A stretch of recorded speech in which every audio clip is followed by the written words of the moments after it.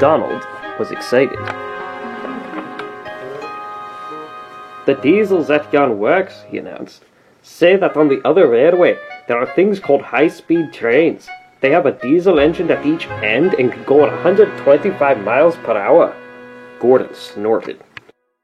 "An engine at each end," he said scornfully. "There's only one of me, but I bet I can go as fast as those smelly boxes on wheels. Probably faster," he added. The others said nothing. They had heard Gordon's boasting before. Gordon was still bragging next morning. "Speed's nothing to me," he said. "Why, one of my Doncaster cousins went 125 miles an hour. I'll show those diesels a thing or two. Just you wait and see." He puffed grandly towards the station. Gordon normally pulled the express, though Henry, James, or Bear helped if Gordon was ill or away. Many visitors came to see the Fat Controller's railway. They often used the express, so it was usually full and heavy. There had been frost during the night, and now the weather was wet and sleety. The sleet settled on the rails, making an icy film across their surface. The carriages of the express stood under the cover of the station roof, but when Gordon was coupled to them, his cab and front end had to stand outside. He grew colder and colder as he waited for the guard to blow his whistle and wave his green flag. "Come on," he shivered impatiently. "Let's get started." At last, Gordon heard the whistle.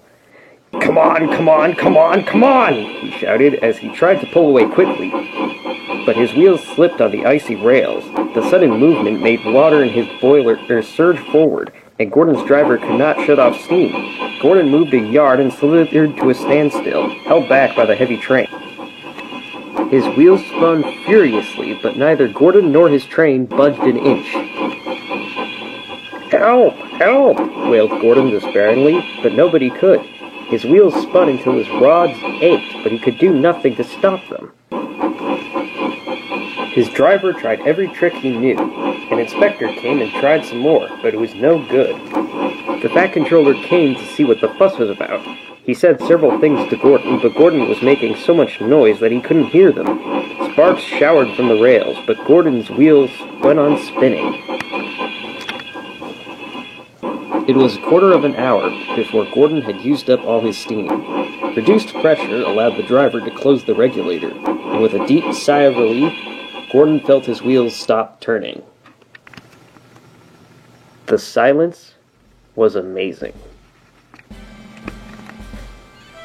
Donald came to take Gordon to the shed, and Henry took the express. When the train had gone, workmen had to replace the rails where Gordon had been standing, because his spinning wheels had worn deep grooves into them. The shed was empty. Donald tactfully remembered another job, and left Gordon. But that night, Gordon heard a whisper from close by. "Did you hear," it hissed, "how Gordon went for a spin today?" There was a quiet chuckle. Gordon seethed in silence. "High-speed engines are all very well," the whisper went on, "but Gordon ought to know now that he's supposed to move his train too." Gordon snorted disgustedly, and with a gasp, the whisper subsided into silence.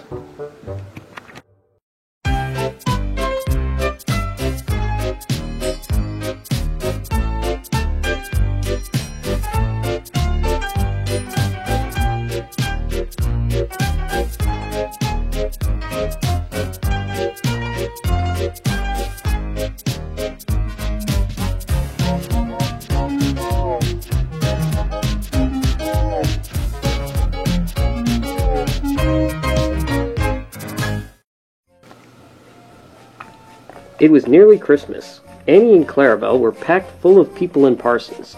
Thomas was having very hard work. Come on, he puffed. "We're feeling so full," grumbled the coaches. Thomas looked at the hill ahead. Can I do it? Can I do it?" he puffed anxiously. Suddenly, he saw a handkerchief waving from a cottage window. He felt better at once. "Yes, I can," Yes, I can, he puffed bravely, and was soon over the hill. That was Mrs. Kindly who waved to you, Thomas, his driver told him. She has to stay in bed all day. Poor lady, said Thomas. I feel sorry for her. Engines have heavy loads at Christmas time, but Thomas and Toby didn't mind in the hard work when they saw Mrs. Kindly waving. But then it began to rain. It rained for days and days. Thomas didn't like it, nor did his driver. Hello, exclaimed Thomas's fireman one day. Look at that! The driver came across the cab. Something's wrong, he said. Hanging and flapping from a window of the cottage was something that looked like a large red flag. Mrs. Kindly needs our help, I expect, said the driver and put on the brakes. Thomas gently stopped. The guard came squelching through the rain up to Thomas's cab, and the driver pointed to the flag. See if a doctor's on the train and ask him to go to the cottage. Then walk back to the station and tell them we've stopped. The fireman went to see if the line was clear in front. We'll back down to the station, said the driver, so that Thomas can get a good start. We shan't get up the hill, the fireman answered. Come and see what's happened. They walked along the line, around the bend. Jiminy Christmas, exclaimed the driver. Go back to the train. I'm going to the cottage. He found the doctor with Mrs. Kindly. Silly of me to faint, she said. You saw the red dressing gown? You're all safe? Asked Mrs. Kindly. Yes, smiled the driver. I've come to thank you. There was a landslide in the cutting, doctor, and Mrs. Kindly saw it from her window and stopped us. She saved our lives. God bless you, madam, said the driver, and tiptoed from the room. They cleared the line by Christmas Day, and the sun shone as a special train puffed up from the junction.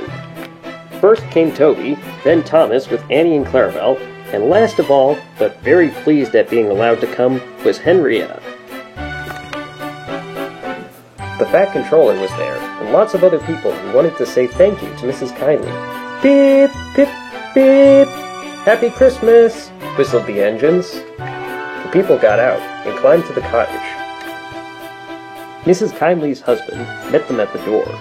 The Fat Controller, Thomas's driver, fireman, and guard went upstairs, while the others stood in the sunshine below the window. The driver gave her a new dressing gown to replace the old one, spoilt by the rain. The guard brought her some grapes, and the fireman gave her some woolly slippers. Mrs. Kindly was very pleased with her presents. You're very good to me, she said. The passengers and I, said the Fat Controller, hope you'll accept these tickets for the South Coast, Mrs. Kindly, and get really well in the sunshine. We cannot thank you enough for preventing that accident. I hope we have not tired you. Goodbye, and have a happy Christmas. Then, going quietly downstairs, they joined the group outside the window, and sang some carols before returning to the train. We wish you a Merry Christmas, we wish you a Merry Christmas, we wish you a Merry Christmas and a Happy New Year.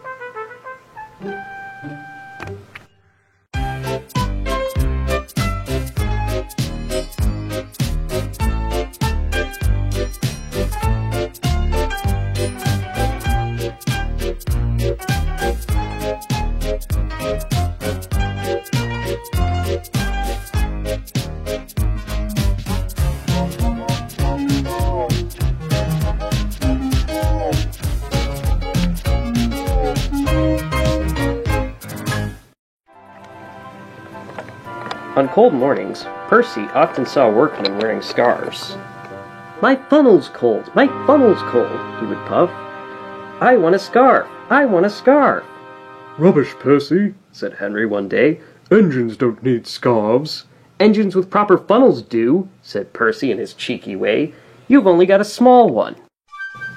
Henry snorted. He was proud of his short, neat funnel. Just then, a train came in. And Percy, still puffing, I want a scarf, I want a scarf, went to take the coaches to their siding. Percy's driver always shut off steam outside the station, and Percy would try to surprise the coaches by coming in as quietly as he could.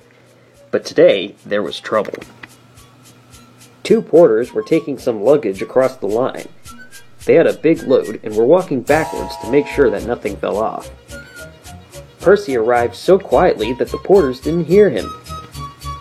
The porters jumped clear.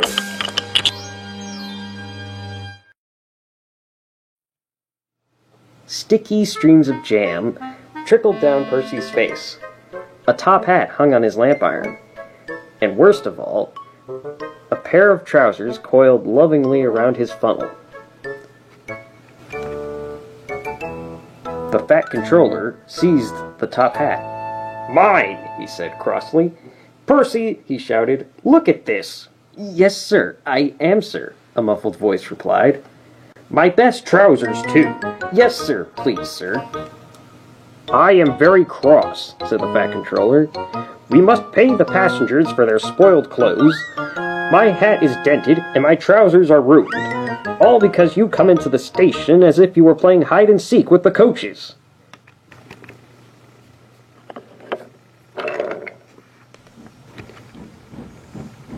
Later on, Henry felt sorry for Percy. "Driver says it will be warmer tomorrow. You won't need a scarf, Percy." "Of course not," said Percy. "Engines don't wear scarves. Engines use warm boilers. Everyone knows that."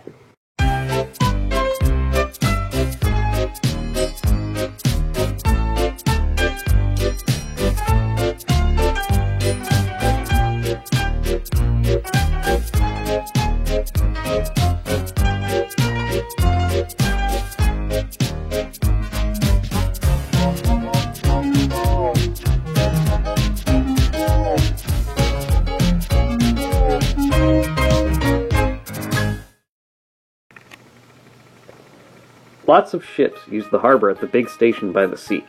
The passenger ships have spotless paint and shining brass. Other ships, though smaller and dirtier, are important too. They take coal, machinery, and other things aboard, and bring back meat, timber, and things we need. Fishing boats also come there. They unload their fish on the quay. Some of it goes to shops in the town, and the rest in a special train to other places far away. This is the train the railwaymen call the Flying Kipper. One winter's evening, Henry's driver said, "We'll be out early tomorrow. We've got to take the Flying Kipper. Don't tell Gordon," he whispered, "but I think if we pull the Kipper nicely, Sir Topham Hatt will let us pull the express." "Hurrah!" cried Henry, excited. "That will be lovely." He was ready at 5 o'clock. There was snow and frost. Men hustled and shouted, loading the trucks with crates of fish. The last door banged, the guard showed his green lamp, and they were off. Come on, don't be silly, puffed Henry to the trucks, as his wheels slipped on the icy rails. The trucks shuddered and groaned. "Truck, trick, trick! All right, they answered grudgingly. That is better, puffed Henry more happily as the train began to gather speed. Thick clouds of smoke and steam poured from his funnel into the cold air, and when his firemen put on more coal, the fire's light shined brightly on the snow around. Hurry, panted Henry.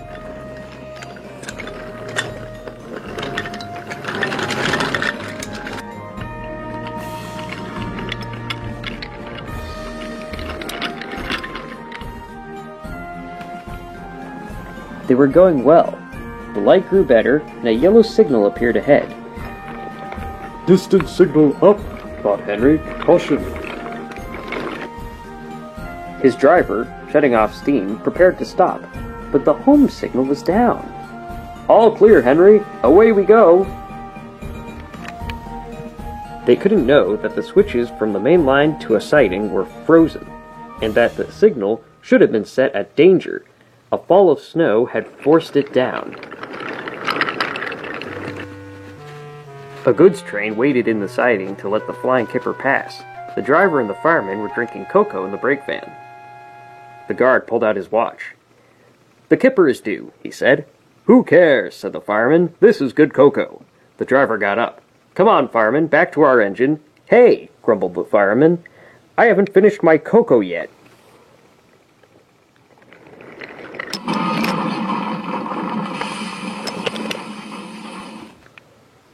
Henry's driver and fireman had jumped clear before the crash, and the breakdown crane soon cleared the line. But they had hard work lifting Henry to the rails. The Fat Controller came to see him. The signal was down, sir, said Henry nervously. "Cheer up, Henry, it wasn't your fault. Ice and snow caused the accident. I'm sending you to Crew, a fine place for sick engines. They'll give you a new shape and a larger firebox. Then you'll feel like a different engine and won't need special coal anymore. Won't that be nice?" "Yes, sir," said Henry, doubtfully. Henry liked being at Crew, but was happy to come home. A crowd of people waited to see Henry arrive in his new shape. He looked so splendid and strong that they gave him 3 cheers. "Peep, peep, peep, peep. Thank you very much," he whistled happily. I am sorry to say that a lot of little children are often late for school, because they wait to see Henry go by. They often see him pulling the express. He does it so well that Gordon is jealous. But that's another story.